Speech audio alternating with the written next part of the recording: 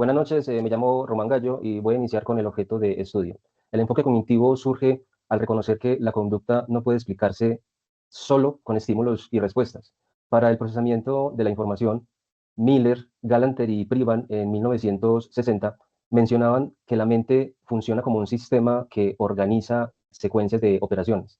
Neisser en 1967 ya empieza a definir como cognición todos estos procesos mentales que transforman, almacenan y recuperan y a la vez usan toda esta información, como por ejemplo la atención, la memoria, el lenguaje, la resolución de problemas, entre otros. Además, agrega como legitimidad científica que los procesos cognitivos existen y por tanto pueden estudiarse científicamente. Acá se evidencia un cambio de paradigma, donde hacia los años 70 la psicología pasó de centrarse en la conducta observable al estudio del procesamiento de la información.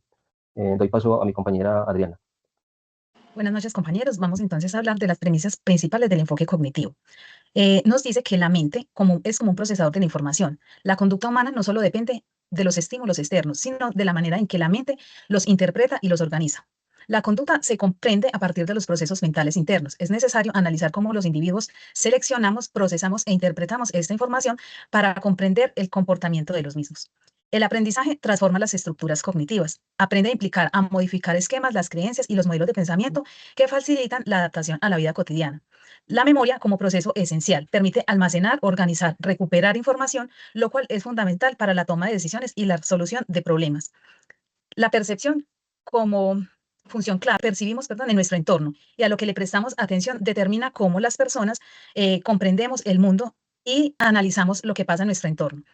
Entre los postulados centrales de los esquemas cognitivos, estudia principalmente la percepción, la atención, la memoria, el lenguaje y el pensamiento, el razonamiento y la resolución de estos problemas. Estos procesos no funcionan de manera aislada, sino que, como decía anteriormente, interactúan entre sí para dar lugar a la conducta de las personas. Damos paso a mi compañera. Buenas noches, mi nombre es Mayerly. Les voy a hablar sobre los conceptos teóricos disciplinares. La psicología cognitiva estudia cómo percibimos, cómo pensamos, cómo recordamos y cómo aprendemos. Entre ellas tenemos los conceptos claves como lo son la cognición, los procesos mentales, los esquemas mentales, los procesos de pensamiento, la memoria y la atención y el aprendizaje cognitivo. Bueno, le doy paso a mi compañera Vanessa. Buenas noches, compañeros.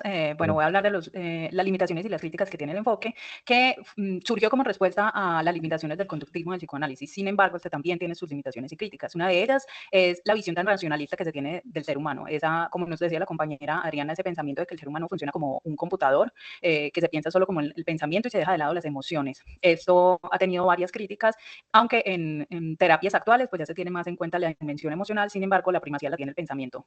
Otra de las limitaciones es que las creencias erradas que existen en los individuos se estudian mucho en este enfoque. Sin embargo, de dónde provienen esas creencias no tiene tanta importancia, lo cual resulta genera bastantes críticas, porque dos individuos, por ejemplo, que hayan pasado por la misma situación, puede que no tengan las mismas creencias erradas. Entonces, de aquí surge la duda de dónde surgieron y por qué no hay respuesta, digamos, a qué fue lo que las generó. Esta es una gran crítica. Y la última es que la cognitivo-conductual, aunque se ha utilizado, digamos, con varios trastornos y ha sido muy efectiva, con trastornos más complejos como de la personalidad o de la depresión mayor, con síntomas psicopáticos, no es tan efectiva. Entonces, por eso es importante usar enfoques diferentes que sean más amplios e integren otras dimensiones de la mente para que puedan ser efectivos en estos casos. Le doy paso a la compañera Derlis.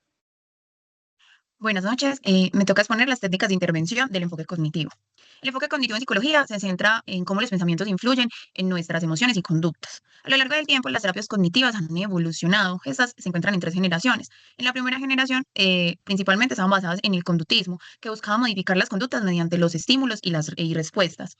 La segunda incorporó la terapia cognitivo-conductual, que como decía la compañera, tenía la limitación de que no podía enfocarse o trabajar con trastornos más avanzados como los trastornos de la personalidad. Estas se enfocaban en identificar y cambiar creencias disfuncionales y pensamientos automáticos. Finalmente, la tercera generación, más integral, incluye terapias como la de aceptación y compromiso y el mindfulness, orientadas a mejorar la calidad de vida y la relación con los pensamientos y sus emociones. Entre las técnicas más utilizadas de estas son los autorregistros, donde el paciente anota sus emociones y pensamientos diarios para analizarlos, y el descubrimiento guiado, que mediante preguntas socráticas ayuda a cuestionar creencias irracionales. También emplean técnicas de reatribución, conceptualización alternativa y ejercicios de imaginación que permiten transformar pensamientos negativos en interpretaciones más adaptativas, lo mismo que la terapia DBT o dialéctico-conductual, que se basa específicamente en trastornos de la personalidad.